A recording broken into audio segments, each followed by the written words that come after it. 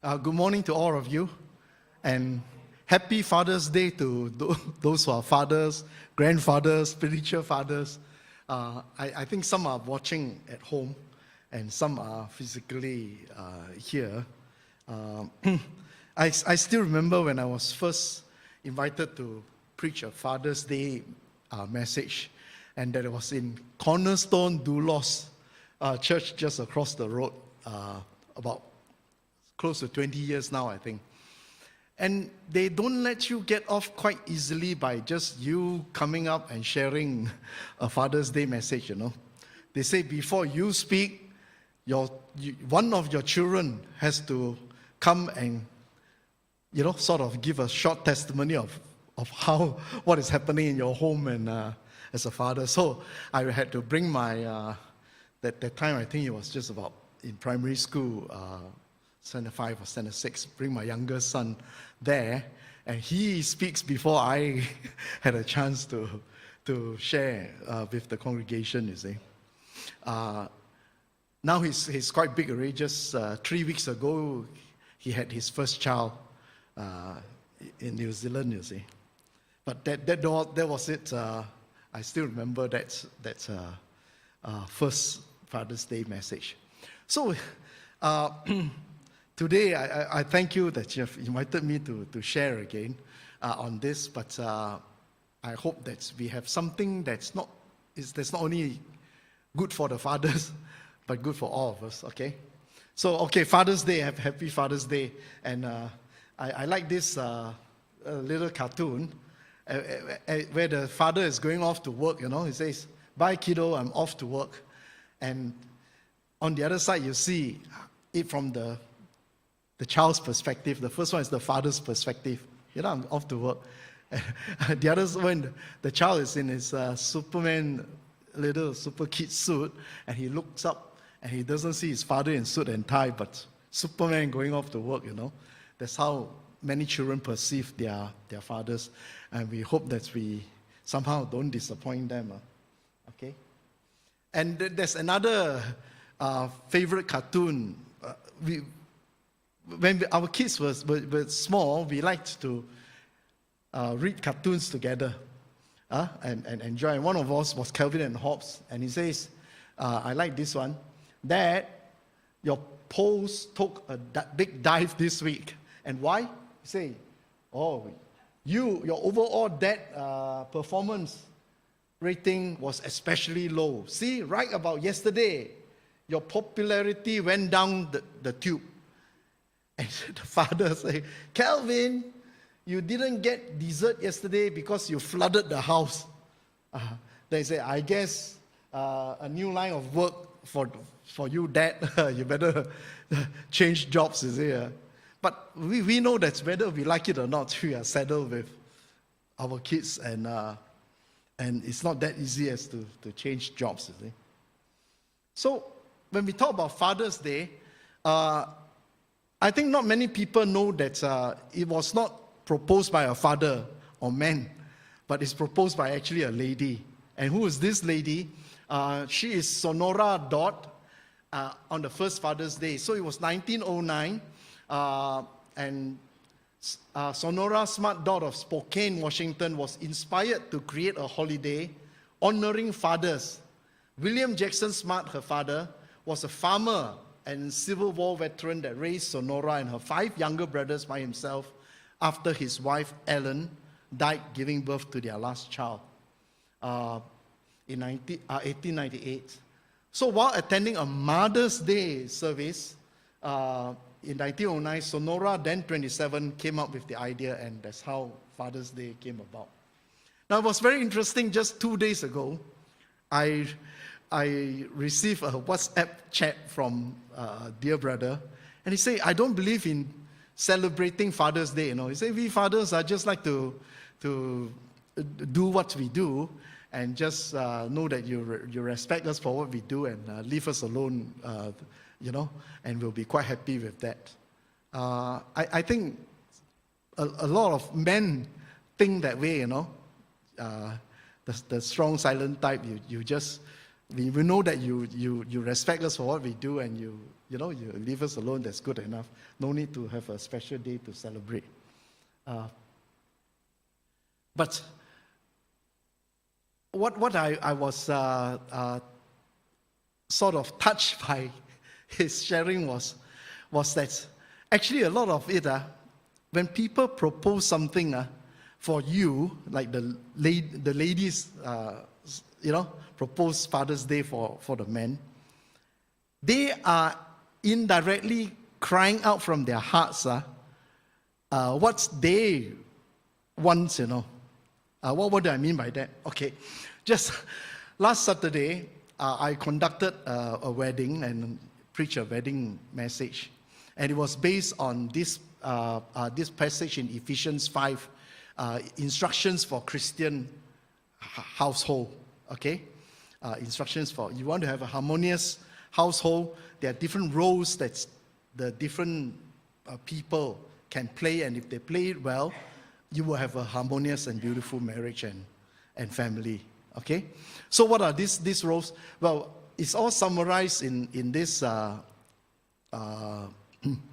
passage, from the end of the passage, although we start with verse 21 in Ephesians 5, but it's summarized from 33 onwards to 6:4. It says, however, each one of you must love his wife as he loves himself, and the wife must respect her husband. And then, children, obey your parents in the Lord, for it is right. Honor your father and mother, which is the first commandment with a promise, so that it may go well with you, that you may enjoy long life on earth. And lastly, of course, fathers, do not exasperate your children. Instead, bring them up in the training and instruction of the Lord.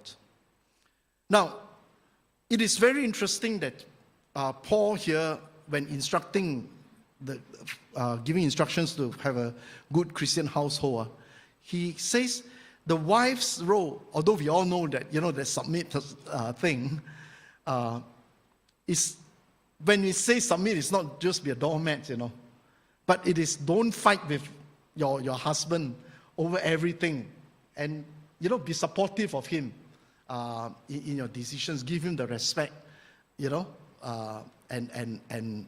and be supportive of him. So that's the wife's role. And husband, of course, we know what is his role. You love the wife. And I was telling them, any woman will tell you, if they have a husband who loves them as Christ loved the church, no problem submitting, you see. So what they want is love. And by love, what we mean is not taken for granted, but be appreciated. I've seen even in Christian households, whereby the strong silent type, the men say, as I bring home the bacon and support, that's good enough. But the wife wants expression of that love, or appreciation for what they are doing, for the husband, for the family, and so on. They need you to sometimes verbalize it, sometimes to express it in what you want to do to make her happy and say, I appreciate you, and you're not just there because that is your role and it's your duty to serve us, you see. So husband, love your wife, express that love, express that appreciation. And of course, both husband and wife will be doing well to follow verse 21, which says, submit to one another as we all submit to Christ, you see. Then we go on to children, and then our fathers. We will do that today. Now, when looking at Father's Day, there was a very interesting part which Philip Yancey, the famous author, he wrote many books, one of which was Soul Survival, in which he talks of a very interesting thing which I never realized. He says, do you notice that in Japan, where they have adopted everything American, baseball, it's a very American thing, it took off, and fast food and McDonald's and everything else take off in Japan. But Christianity never quite took off in Japan. And he said, what was a possible reason? And then, very interestingly, he says, it could be because of the Japanese concept. When it's put to them, God as Father, it produced a very negative reaction in Japanese society. And you wonder why, you see. And he says to the Japanese, there's this famous sort of saying, he says, the four most awful things on earth are fires, which they experience, a lot, earthquakes, thunderbolts, and of all things, the fourth one is what? Fathers, And you wonder why, you see. So he gave the reasons. He said the Japanese father is typically not just the strong, silent type, but sometimes very abusive, And he gave examples of like that. There was this lady who grew up with an abusive father, who never thanked her for anything, and she left overseas, worked there, and then finally came back to take care of the father in his his dying days. And yet, right up to the end, he never said a word of thank you to her. So the Japanese father image is not like what we have. That's why we can embrace God as Father. We are so happy we have God as our Father. They say, if God is like Father, I don't want God, you see. And that's why Christianity never quite took off, one of the reasons in Japan, you see. So it leads us to this discussion of what is this thing about love. Now, because of our different makeup, mother love is very different from father's love. Mother love tends to be unconditional, accepting the child no matter what, regardless of behavior. Love that forgives wrongs, binds wounds, and draws rather than forces others to itself. That is mother's love.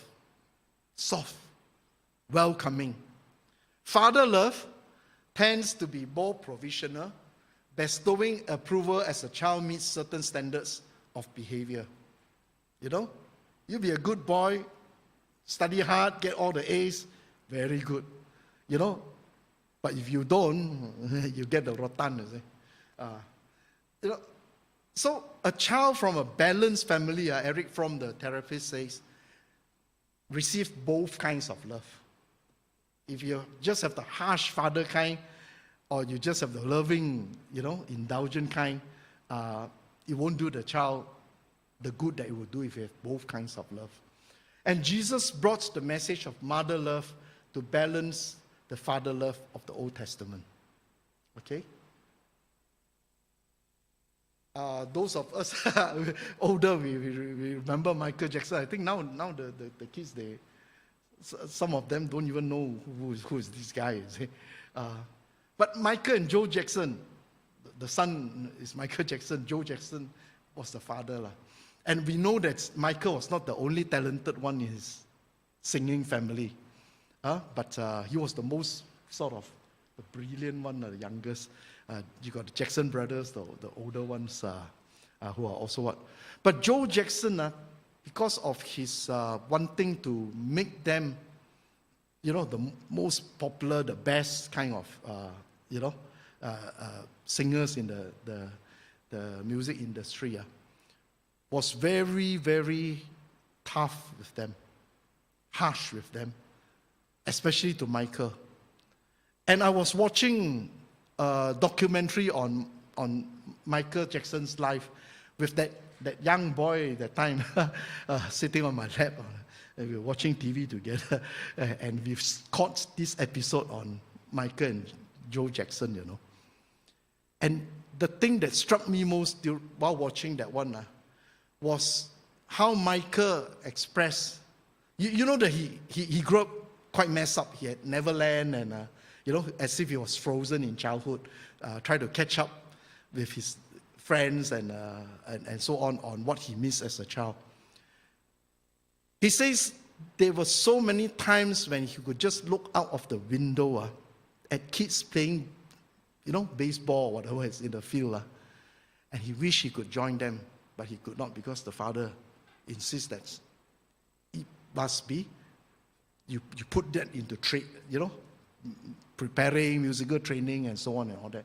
So he was not allowed to live the life of an ordinary child because of the father's ambition of wanting to produce the best musical family, you see.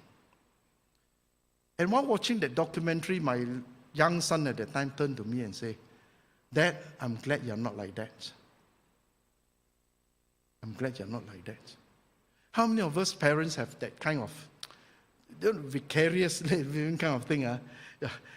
Maybe you yourself didn't get to do what you want to do, become a medical doctor or what, and then you push your son or your daughter to sort of vicariously live out your dreams, and even though they totally don't want to be a lawyer or a doctor or accountant or geologist or whatever after you see.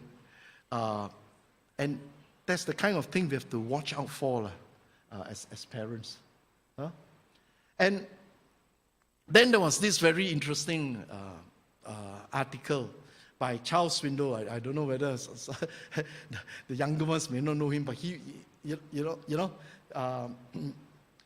Charles Swindoll, and he wrote this danger signals of disintegrating family for Insight magazine long ago. Sometimes I think maybe some of you may not be born yet.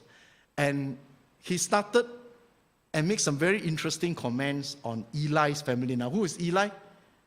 Eli was the priest at Shiloh in charge of the tabernacle of God. At the time, no temple yet, before Solomon. In the time of the judges and before transition to Samuel. He was in the temple, and so the Ark of the Covenant, representing the presence of God with the Israelites, was there in that, that tabernacle. So what we learn from 1 Samuel 2:12 to 36 is Eli was old. He was 98 years old already. Spiritually discerning. He can see things, from the spiritual side. But very strangely, the Bible also gives that he was a fat man. Fat. He stuck by his job as a priest at Shiloh for 40 years. And his sons are Hophni and Phinehas, worthless men who did not know the Lord, even though they were priests like him, from the priestly family. Their hearts were far from God, lived scandalous life, greedy with respect to the sacrificial offerings, immoral. They were sleeping with the ladies serving at the tabernacle, and their hearts were far from God, and they were notorious. The people all around know that and complain to Eli, rebel against their father's counsel when Eli tried to correct them, and disobedient and careless. Just take their duties as priests, not treat it with disdain and not totally seeing how important it is. And then we also know that Eli had an adopted son. And who was this adopted son? This little boy that Hannah brought after she prayed for it and got this child. She said, "I will dedicate him to the Lord once he's weaned." That means got off drinking milk, you see. And she took him to the worship place at Shiloh and presented it to Eli. Said, "This was the child I prayed for. God gave it to me and I promised to dedicate." And of course, we know that who was this little boy? Samuel, who became one of the greatest prophets in all Israel. Dedicated by Hannah to the Lord to serve under Eli. Now, Eli's two sons and Samuel. Eli was warned about his sons by the people and also by a prophet, and also Samuel, little Samuel himself, God told him to warn Eli, and he dare not. But then Eli said, you better tell me what God told you, and then he told him about the son. But even though he was warned, he did not take it seriously enough. He just tried to admonish his son, and then after that, they carry on doing what they were doing and he still allowed it to go on, you see. So he responded with incomplete reproof, indulging his sons with a passive fatalism. Oh, they are like that. Sometimes we parents are, we excuse children's aberrant behavior by saying, oh, they are like that, we can't help it, instead of telling them how serious this is and they need to change, or else they're headed for destruction. Okay? So what are the danger signals in this Eli's family? First of all, preoccupation with profession to the exclusion of family needs. 40 years he was serving as priest at Shiloh. But Eli himself was probably a very good priest, dedicated to serving the Lord. But refusal to face the severity of the child's lifestyle. Yes, he heard all these complaints and so on, and he just tell them, hey, you better change your ways or something like that. But then when they didn't, he didn't go any further than that. Then failure to respond correctly to the warning of others.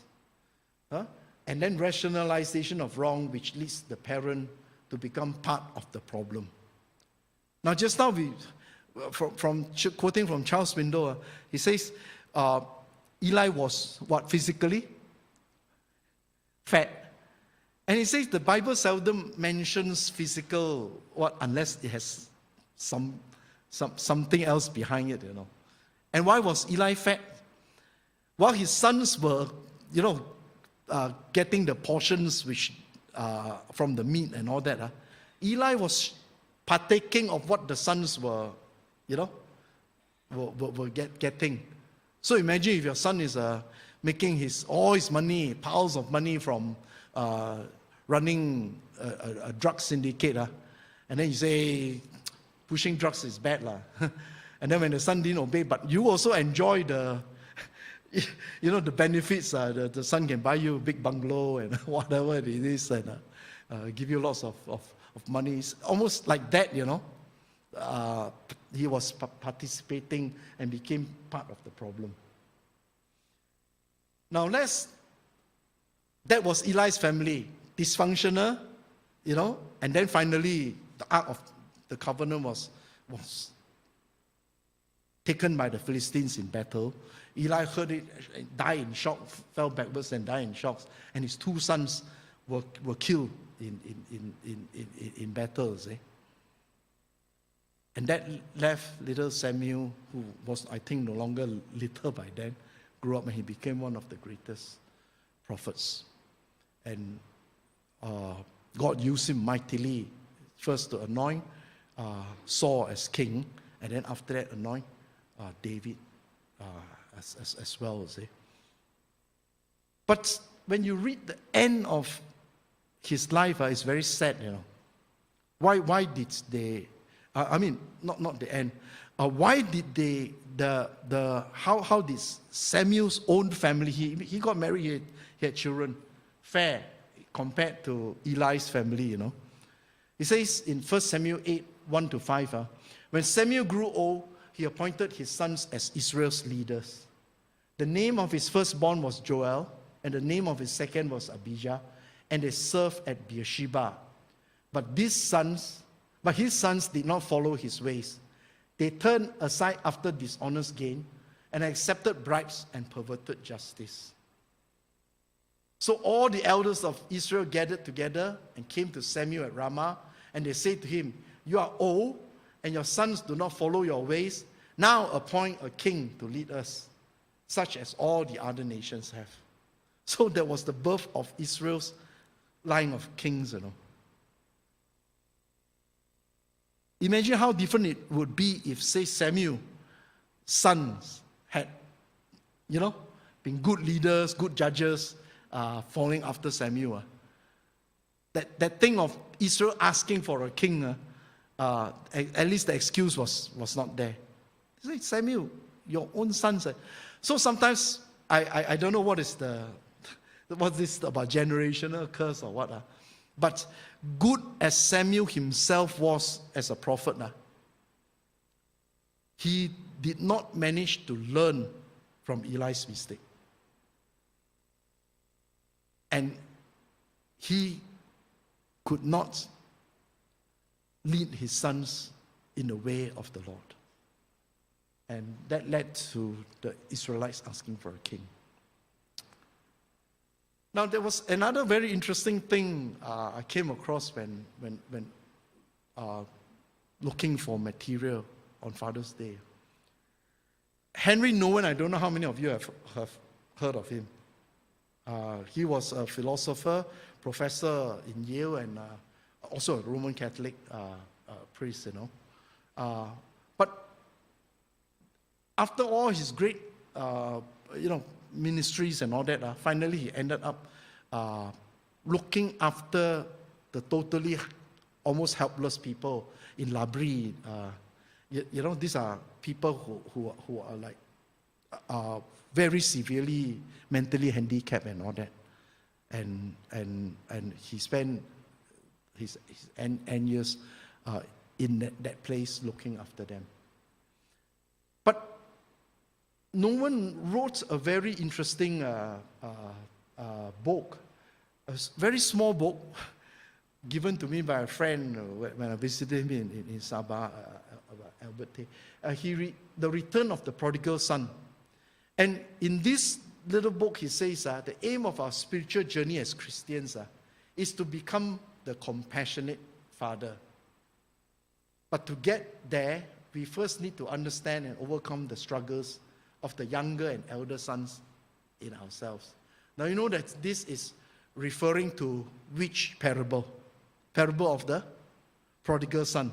When we think of the prodigal son, what we usually think of is we try to get inside the story by thinking, are we like the younger son who take all the father's wealth and ran away and live the high life, and then after that regret, come back crawling and say, take me as a, as a servant, that one. Or we sometimes may even think, are we like the elder son, staying within the confines of the house, like in God's temple, and doing all the right things, but yet all the time the heart was not right. And it was only exposed when the father showed him that your brother has come back, but he said, you shouldn't have welcomed him back into your house. The harshness, almost like that of the Pharisees to sinners,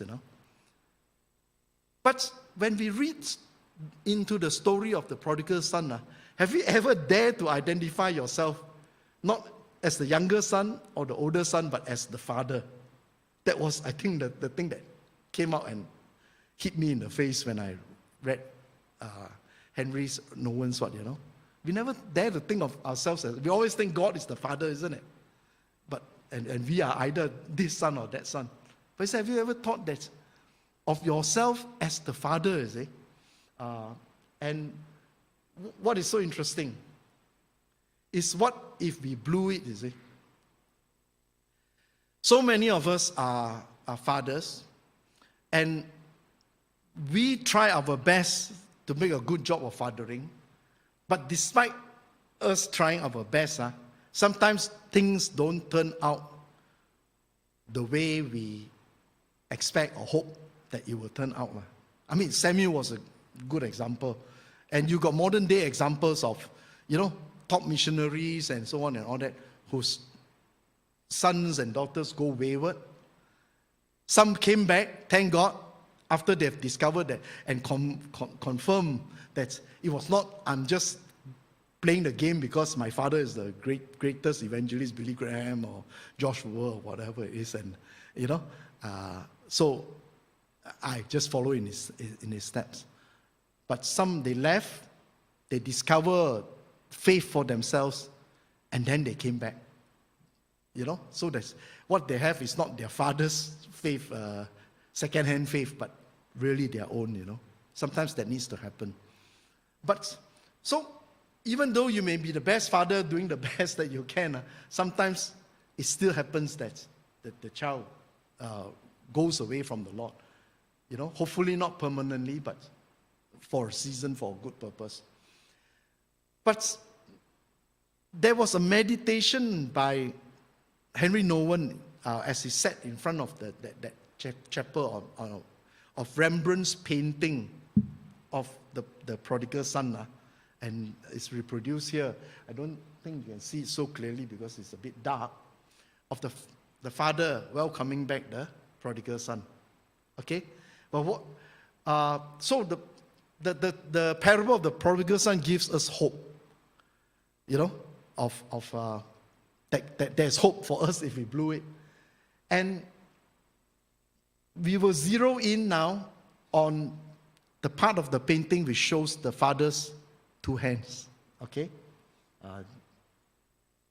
Now, just take a brief moment. I hope you can see from there. Is there any difference that you can notice between the two hands?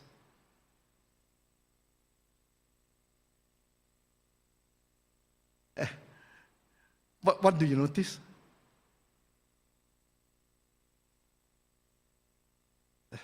The right hand and the left hand, what do you notice the difference between the two hands? No difference. Okay. Can you see that this is bigger and rougher? Can you see that this is like more gentle and smaller? Same father, but two different hands, Now, what do you think Rembrandt was trying to convey to us in this picture by having this difference in the two hands? Remember earlier we learned from Erich Fromm two kinds of love. Okay, father's love and mother's love. Okay, so God is not just distant, hard, and demanding, but also close, soft, and forgiving. The justice and mercy of God.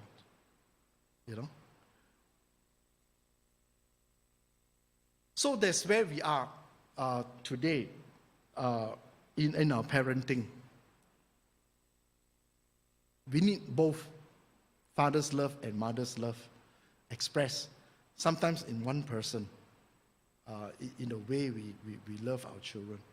And today I believe families are under attack, and so there's no room for complacency. I always have this picture that life is like you are in a boat rowing and the river is flowing. So as long as you keep rowing, you either can maintain your position or you can advance upriver. But the moment you stop rowing, what happens? The current will push you down, backwards, downriver, you see. So, in Zephaniah 1:12, the prophet said, God said to the prophet, "At that time I will search Jerusalem with lamps and punish those who are complacent, who are like wine left on its dregs, who think the Lord will do nothing, either good or bad." It's a warning to us, One of the greatest danger I find in Christian life is becoming complacent. Pull up the oars, just happily drift. Let life push us wherever it is.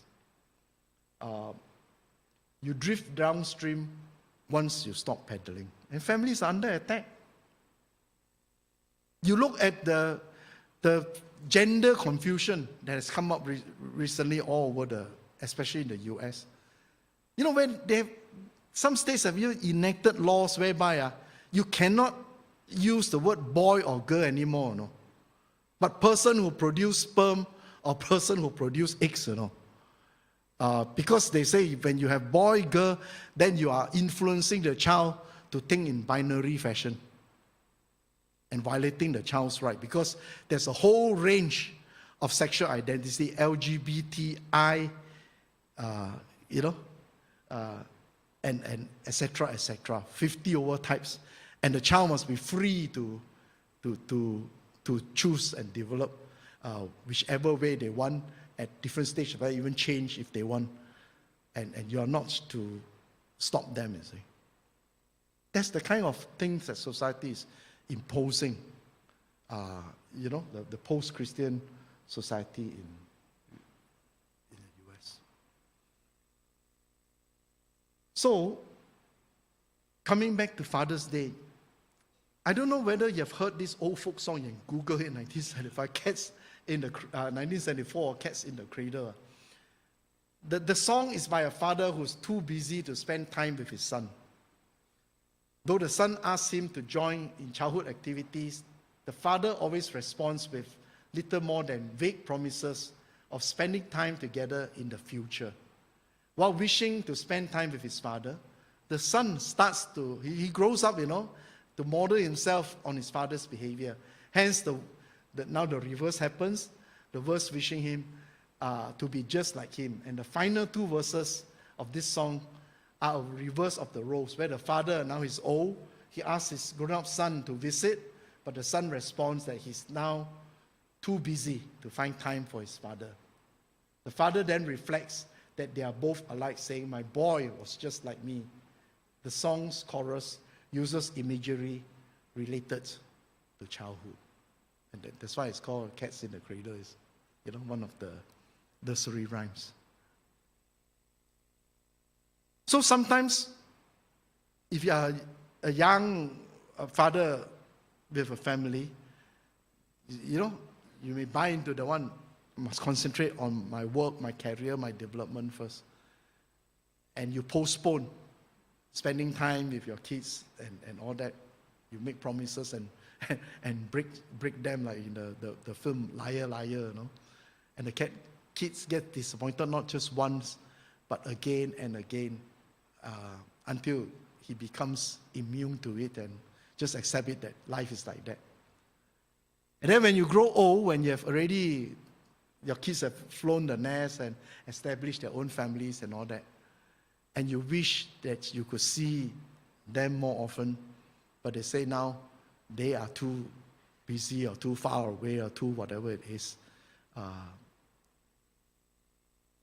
to come and be with you or visit you. And it's very sad when that happens. So what a difference would it make if you get your priorities right? While you're busy with your work, you still are mindful that your parents, and your children are both important. And you have to make time for the things which are important. This thing of no time, because I have to do this first, do that first, is because you prioritize those things first. And spending time with parents or with children is low on the priority. When you really want to do something, you will find a reason to do it. But you don't want to do something, you'll find an excuse not to do it, you see. So now we know that families are under attack, and you can't be complacent. So what do you do, you see? You have to do what we call counter-strike. Strike back, you see. We are influenced by our home environment, and the most important thing actually in parenting is actually role modeling. Monkey see, monkey do, they say. A lot of the things the children pick up, how you speak to each other, and so on and all that, it's not from you teach them, but they see how you actually speak to and treat your husband, your wife, and other people. So role modeling is the first thing. Then there are many distractions trying to pull our families apart. And unless we bond strongly with our children while young, That means make time to do things together. They will soon have their own friends and programs as they grow, and our influence on them will diminish. So when they are available for you, that is the time when you need to be available for them. Because after that, it's another phase. Take time to play, learn, laugh, and do things together. And to invest in their emotional banks before they grow up into distant, independent adults. The time that passes, you cannot get it back, No matter how much money you have to pay for it, you cannot get it back. It will only be in the memories. So, what the children want is actually a father that walks the talk. Don't teach me about, what God's word say about parenting and so on and all that. Show me, you see. Show me. Happy Father's Day, and let's be the right dad for the job. And so in Ephesians 6:4 it says, fathers, do not exasperate your children. How do you exasperate children? When the father or mother doesn't walk the talk. You have a father who is chain smoking, telling the kid, hey, smoking for you is bad, don't ever start smoking, I mean, does it carry the message or not? It doesn't. They want to see, and say, drive carefully, and then you are speeding, or you are driving through all the traffic lights, or, So sometimes the kids, they can spot it and say, hey, Dad, red light, why you go? Why you didn't put on seatbelt? And you tell me to put on seatbelt, see? Do not exasperate your children. Walk the talk. So instead, bring them up in the training and instruction of the Lord. So the sitting down, teaching and all that, yes, that's part of it, but your life, the role modeling. They say a lot of values are caught, not taught in the family, you see. So these are the things that we as fathers have to be aware of, and it does us well to also not give up hope if things don't turn out right, because God can turn things around. Okay? I think that's all I have to share on today. Thank you very much. God bless you.